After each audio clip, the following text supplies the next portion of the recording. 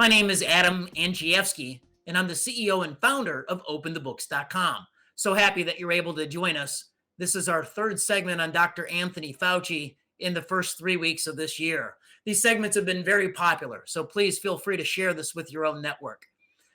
Uh, Before we get started on the topic, I just want to review our mission at OpenTheBooks.com. It's every dime online in real time. And last year, our auditors filed 47,000 Freedom of Information Act requests, and that was the most in American history. We do this so you can follow the money, so you can hold the political class accountable for tax and spend decisions. All right, I want to bring in my co-host, Tamara Colbert. Hey, Tamara. Thanks, Adam. Good afternoon. Boy, there is just so much information continuing along these lines. Fauci continues to be a newsmaker, which isn't necessarily a good thing. We're talking income. How large is his income? Let us know that. And then what do his investments look like? How large are his investments?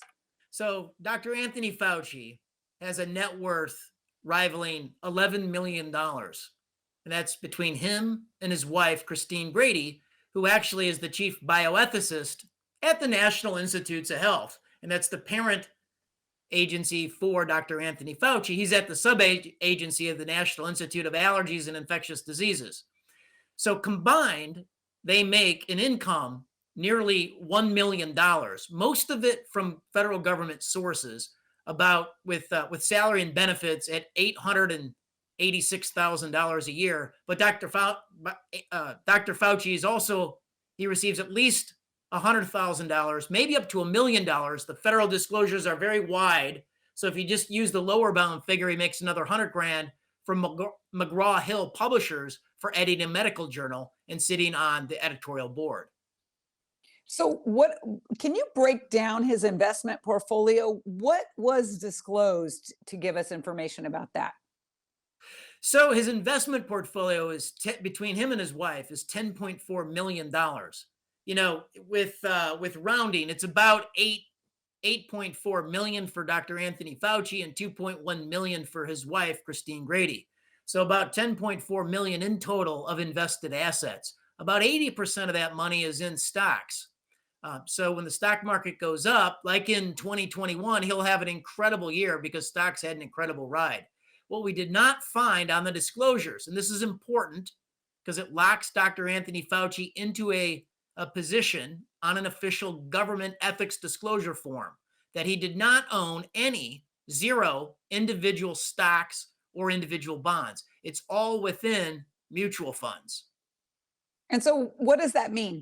For the layperson like me, does that mean that he doesn't have any control over his investment portfolio at this time? It just randomly goes into whatever it is that his brokers are doing? How does that work?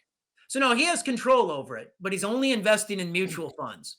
So for instance, like if you invest in a mutual fund that has the Fortune 500 companies, you're going to own a little piece of all 500 companies. He's not picking individual stocks or individual bonds. For example, like he didn't own Pfizer individually. He did not disclose that. He only owned Pfizer if it was purchased within a mutual fund. Got it. And there's been a little bit of discrepancy, so I'm glad we're setting the record straight on that. Yeah, it's an important point. Yes. Go ahead. So, so he has this public income between him and his wife and their official positions. And obviously, Dr. Fauci makes more than any other federal employee, all 4.3 million of them. He makes $434,000 a year. He did disclose his wife's salary at $176,000, and we actually can find no evidence of that figure. Our Freedom of Information Act request with the U.S. Office of Personnel Management shows that she made more than $234,000 in 2019 and 2020. Since 2015.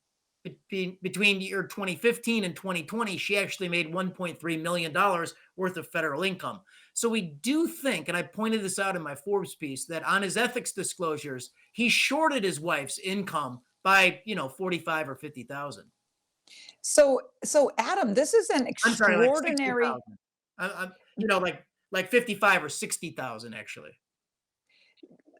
This is an extraordinary series of numbers that we're talking about for government employees, Yes. public servants who are literally living high on the hog. I mean, those are incredible salaries in this day and age. Is there anything else like royalties? What do those look like? Well, the royalties come from McGraw-Hill, the publisher. So Anthony Fauci, again, this locks him into a position. He did not disclose any royalties coming from any patents or drugs that he helped create over at NIH or his agency NIAID. No royalties from pharmaceutical companies. So the royalty comes from being a board member and an editor on this medical journal at McGraw-Hill, a major US publisher. And that is disclosed between a very wide window, 100,000 to a million. So we just took the lower bound number of 100,000, but he could be making a lot more than that from McGraw-Hill. That's extraordinary. I guess we've got to go into government service, right? Well, it is And this, extraordinary. And now, Tamara, as you know, uh, a simple majority of the American people, 52%, want him to retire, and that includes yes. 32% of Democrats.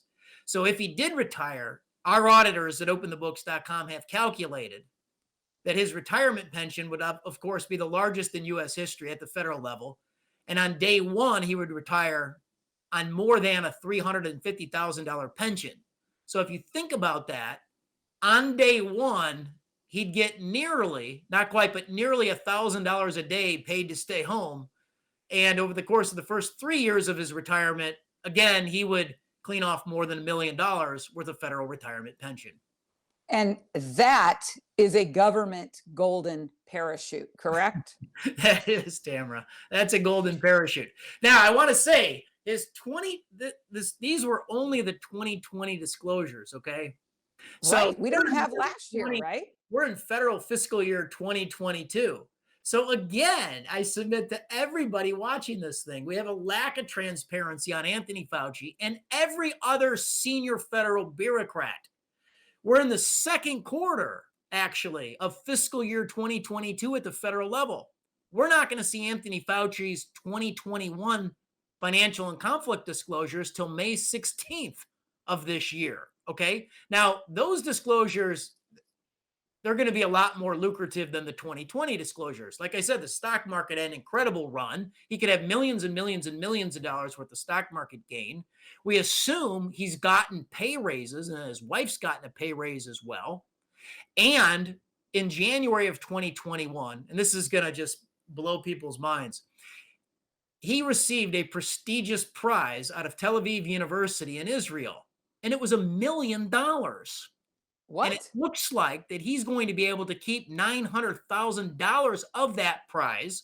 $100,000 he gets to give away in terms of hand-picked scholarship winners. But it does look like he keeps $900,000 of that prize.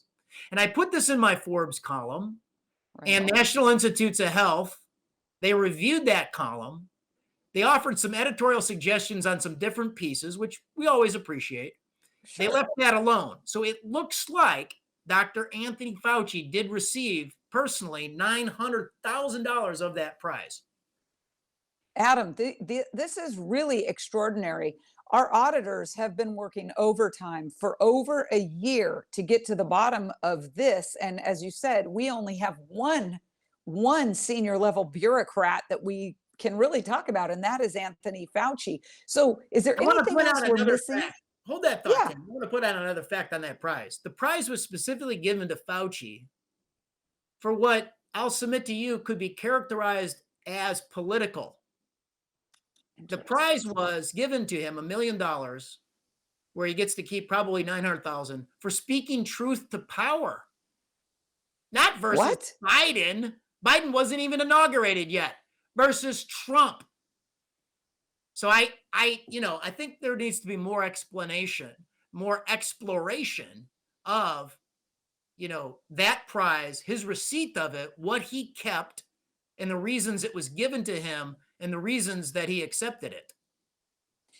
Well, I think it's important also, Adam, to share with our viewers one more time why we're doing this And that these government officials, bureaucrats included, as much as public servants who are elected officials, why transparency is so vitally important and how can they get involved to help us?